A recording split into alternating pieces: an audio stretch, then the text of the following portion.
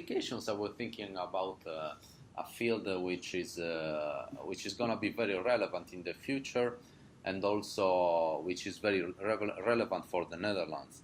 I'm thinking about climate change. Do you think Absolutely. that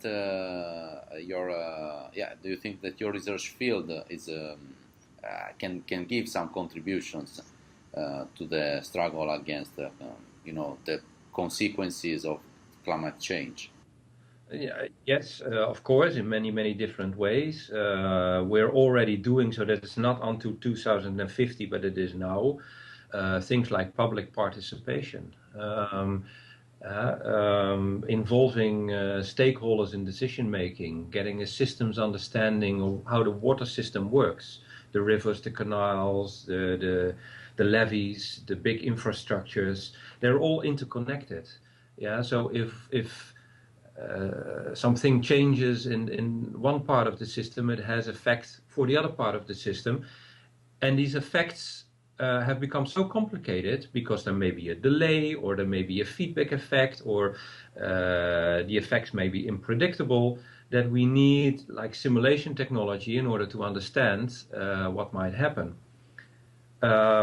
Now games or game-like simulation models are a way to understand that. And that's what we are using every day at the moment. It also means that you can invite other people with other types of knowledge, stakeholders, citizens, scientists, also to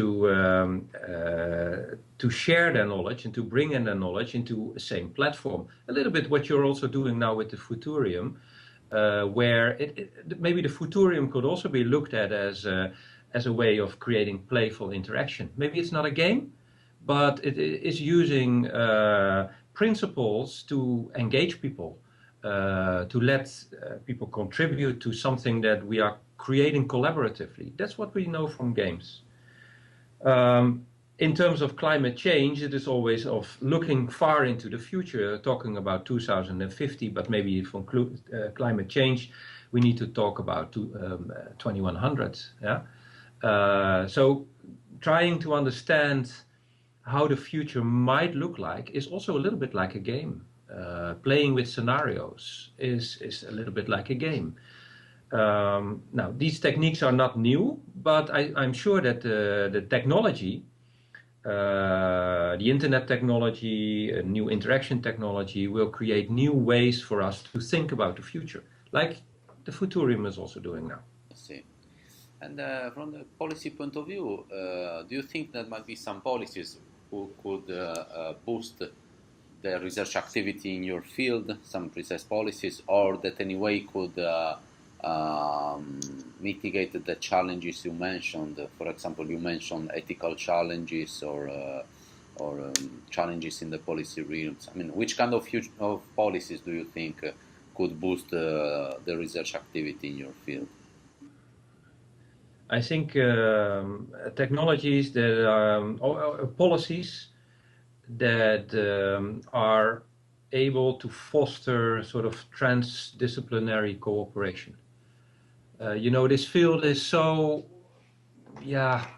interdisciplinary, multidisciplinary, but it is maybe not even only interdisciplinary, it goes beyond the discipline.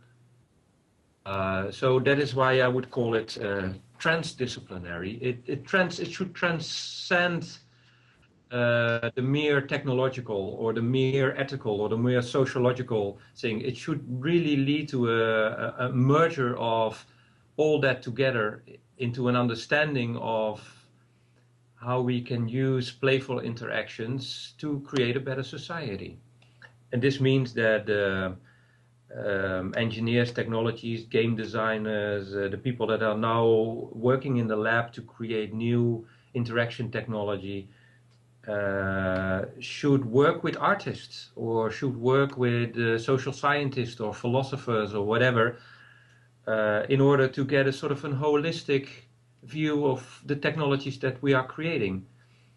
Especially because in a game, in a serious game or with playful interaction technology, it is all of that.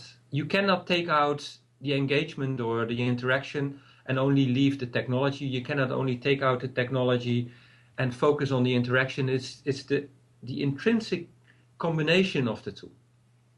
And that makes it so difficult for research policy, because research policy tends to focus on pillars. You know, we fund some computer science project, or we fund some anthropological project, or we fund some this project. In the best case, we set up a project where computer scientists and some philosophers and some social scientists, maybe they're in the same project.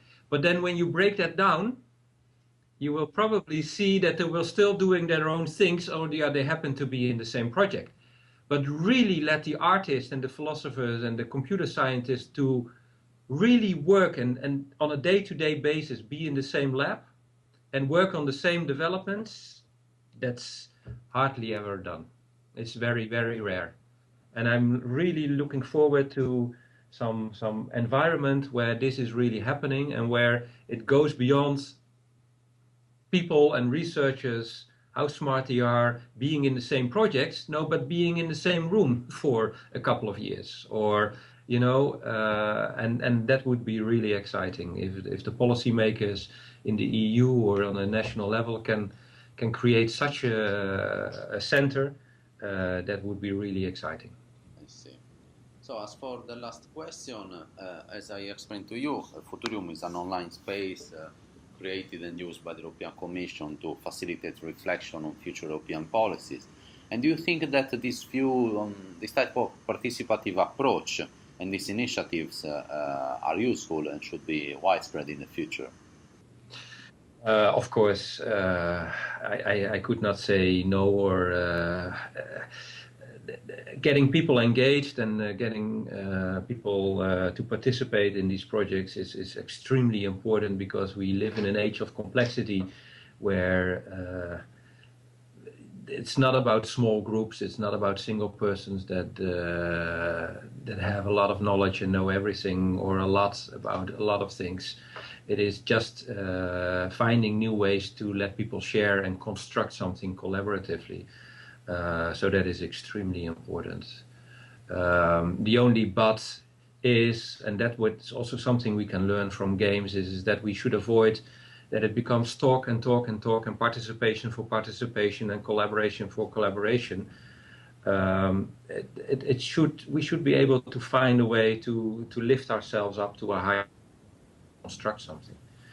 But I think that is a little bit of an open door. That's a little bit evident, and let's work on that together for the next couple of years.